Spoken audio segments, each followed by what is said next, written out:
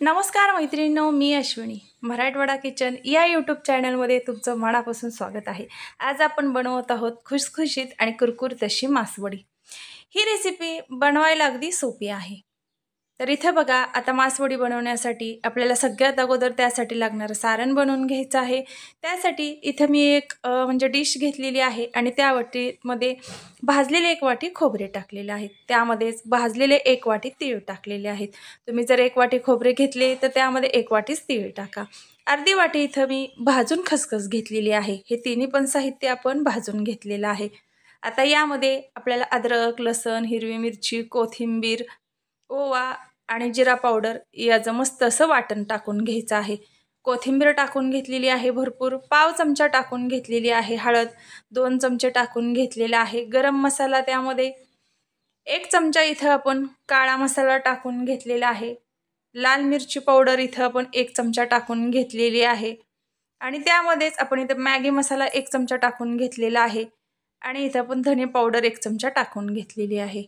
चवीनुसार यामध्ये मीठ टाकून घेतलेलं आहे. इथं मी 3 वाटी सारणासाठी 2 चमचे मीठ वापरलेलं आहे. तुमचं जर कमी जास्त सारण असेल तर त्यामध्ये तुम्ही मीठ चवीनुसार वापरू शकता. आता इथं बघा, हे सगळं साहित्य आपल्याला एकजीव करून घ्यायचं आहे. चमच्याचा वापर न करता इथं हाताने एकजीव करून घ्या. म्हणजे पूर्ण जे मसाले असतात ते व्यवस्थित या सारणामध्ये लावले जातात. त्यामुळं काय करा, हातानं 5 ते 10 मिनिट व्यवस्थित सगळं हे मिश्रण एकजीव करून घ्या. आता इथं आपलं पूर्ण मिश्रण एकजीव झालेलं आहे. आता आपल्याला वरचं जे पारी असते लाटी वडीची, त्यासाठी इथं मिश्रण बनवून घ्यायचं आहे. त्यासाठी मी 2 कप इथं बेसन पीठ वापरलेलं आहे. बेसन पीठ इथं घेण्याच्या अगोदर व्यवस्थित चाळून घ्या. चवीनुसार यामध्ये मीठ टाकून घ्या. 2 चमचे इथं आपण धना पावडर आणि ओवा पावडर वापरलेली आहे. 1 चमचा हळद वापरलेली आहे. चवीनुसार मीठ टाकून घेतलेलं आहे. आता हे सगळं मिश्रण आपल्याला एकजीव करून घ्यायचं आहे. आणि यामध्ये थोडंसं पाणी करत हे पूर्ण मिश्रण आपल्याला मळून घ्यायचं आहे. हे मिश्रण मळत असताना त्यामध्ये एकदम पाण्याचा वापर करू नका. थोडंसं पाणी करा. त्यामुळं काय होतं, पूर्ण आपल्याला पीठ कसं हवं आहे त्याचा अंदाज येतो आणि व्यवस्थित आपल्याला पीठ मळता येतं. हे पीठ मळत असताना याला आपल्याला घट्टसर असा गोळा मळून घ्यायचा आहे. त्यामुळे आपल्याला पोळी लाटण्यासाठी सोयीचं ठरतं. आता व्यवस्थित आपल्याला याला 1-2 चमचे तेल टाकून परत एकदा मळून घ्यायचं आहे. इथं हे पीठ 10 ते 15 मिनिट आपल्याला व्यवस्थित सेट करून घ्यायचं आहे. तुम्ही जितकं व्यवस्थित हे पीठ मळून घ्याल तितकी तुमची लाटी वडी ही खुसखुशीत बनते. आता कसं, हा भाग बदलला की या वडीचं नाव सुद्धा बदलतं. याला फार जण मासवडी म्हणतात, कोण लाटी वडी म्हणतं. बाकरवडीचाच हा एक प्रकार आहे. आता इथं बघा, एक पारी मी बनवून घेतलेली आहे आणि ती सगळ्यात अगोदर इथं आपल्याला लाटून घ्यायची आहे. तुम्ही लाटत असताना याला पीठ लावून लाटा. आपल्याला पुढं ज्यावेळेस आपण यावरती सारण आपण यावरती टाकून घेणार आहोत त्यावेळेस आपल्याला सोयीचं ठरतं. आता आपली पोळी पूर्ण लाटून झाल्यानंतर त्याला थोडासा पाण्याचा हात लावा किंवा मग तेलाचा हात लावा. तेलाचा किंवा पाण्याचा हात लावल्यामुळं काय होतं, जे सारण असतं ते व्यवस्थित आतमध्ये बसतं. आता थोडंसं करत पूर्ण याला हलक्याशा हातानं प्रेस करून हे सारण यावरती पसरून घ्या. तुम्ही नक्की या पद्धतीनं मासवडी ट्राय करून बघा. पद्धत खूप सोपी आहे. पहिल्याच प्रयत्नात अगदी तुम्ही परफेक्ट अशी बनवाल. आता आपल्याला फोल्ड करून घ्यायचे आहे. इथं व्हिडिओ दाखवल्याप्रमाणे. नवीन असाल मैत्रिणींनो, आपल्या चॅनलला जर तुम्ही आणखीन सबस्क्राईब केलं नसेल तर सगळ्यात अगोदर सबस्क्राईब करा. बेल आयकॉन प्रेस करा. काय होईल, आपल्या मराठवाडा किचनमध्ये जे रोज नवनवीन आणि पारंपरिक रेसिपीज बनतात त्या तुमच्यापर्यंत पोहोचतील आणि त्या रेसिपी घरी बनवून तुम्ही त्याचा आस्वाद घेऊ शकताय. तर इथं बघा, व्हिडिओ दाखवल्याप्रमाणे पूर्ण ही पोळी जी आहे ती आपल्याला फोल्ड करून घ्यायची आहे या पद्धतीनं. आता पोळी लाटत असताना सगळ्यात महत्त्वाचं कारण पोळी ही थोडीशी जाडसर ठेवा. त्यामुळं काय होतं, अजिबात फुटली जात नाही आणि जे आपण वरती सारण टाकून घेतो ते व्यवस्थित सगळं सारण बसतं. ही पद्धत खूप सोपी आहे. तुम्ही जर नवीन बनवत असाल तर अगदी पहिल्याच प्रयत्नात परफेक्ट असे बनाल. फार जणांकडं पाहुणे आल्यानंतर सुद्धा हा मेनू असतो.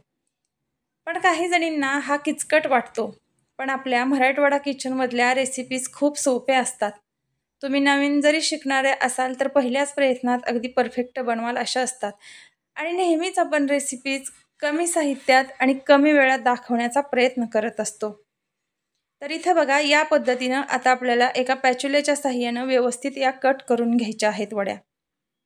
आता या वड्या आपल्याला वाफलून घ्यायच्या आहेत. त्यासाठी इथं मी एक खाली पातेलं ठेवलेलं आहे आणि त्यावरती चाळणी ठेवलेली आहे. आता या वड्या चिटकू नये म्हणून तुम्ही पहिल्यांदा या चाळणीला तेल थोडंसं लावून घ्या आणि नंतर यामध्ये थोडंसं अंतर ठेवून व्यवस्थित या वड्या टाकून घ्या.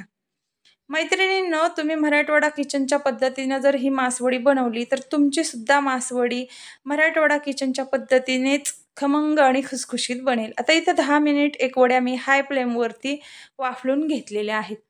आता या वड्या आपल्याला अलगदपणे एका डिशमध्ये काढून घ्यायच्या आहेत. तुम्ही पाहू शकताय वडी ही म्हणजे आपण वाफलून घेतल्यानंतर दुप्पट अशी फुललेली आहे आणि जे आपण व्यवस्थित सारण लावलेलं होतं त्यामुळे सारणसुद्धा अजिबात बाजूला साईडला झालेलं नाही. आता इथं वड्या आपल्याला तळून घ्यायच्या आहेत.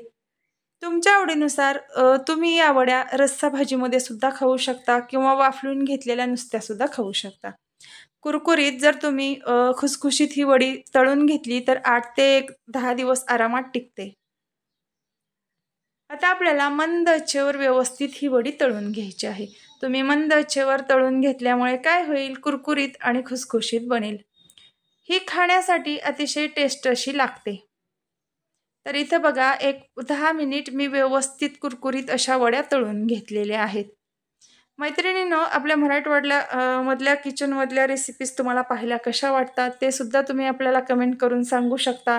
आणि आपल्या मराठवाडा किचनमधल्यामध्ये तुम्हाला कुठल्या रेसिपीज पाहायला म्हणजे आवडतील ते सुद्धा तुम्ही कमेंट करून सांगू शकता. त्या पद्धतीने नक्कीच आपण रेसिपीज बनवण्याचा प्रयत्न करू. तर इथं आपल्या पूर्ण वड्या या तळून तयार झालेल्या आहेत.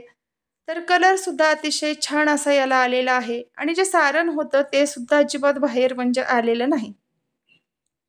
तर कशी वाटली तुम्हाला ही रेसिपी ते मला नक्की कमेंट करून सांगा. जास्तीत जास्त शेअर करा, लाईक करा. तुम्ही आणखीन सबस्क्राईब आपल्या चॅनलला जर केलं नसेल तर सबस्क्राईब करा. म्हणजे तुमच्यापर्यंत या रेसिपीज पोहोचतील. आता इथं मी तुम्हाला एक वडी म्हणजे कट करून दाखवलेली आहे. तर बघा किती व्यवस्थित आतलं सारणसुद्धा आपण मंद आचेवर तळल्यामुळं खुसखुशीत झालेलं आहे. आणि वरून सुद्धा कलर अतिशय व्यवस्थित असा छान याला आलेला आहे. तर चला मग मैत्रिणींनो, भेटू आपण अशीच पुढील काहीतरी नवीन पारंपरिक चमचमीत हटके रेसिपी घेऊन. तोपर्यंत बाय बाय.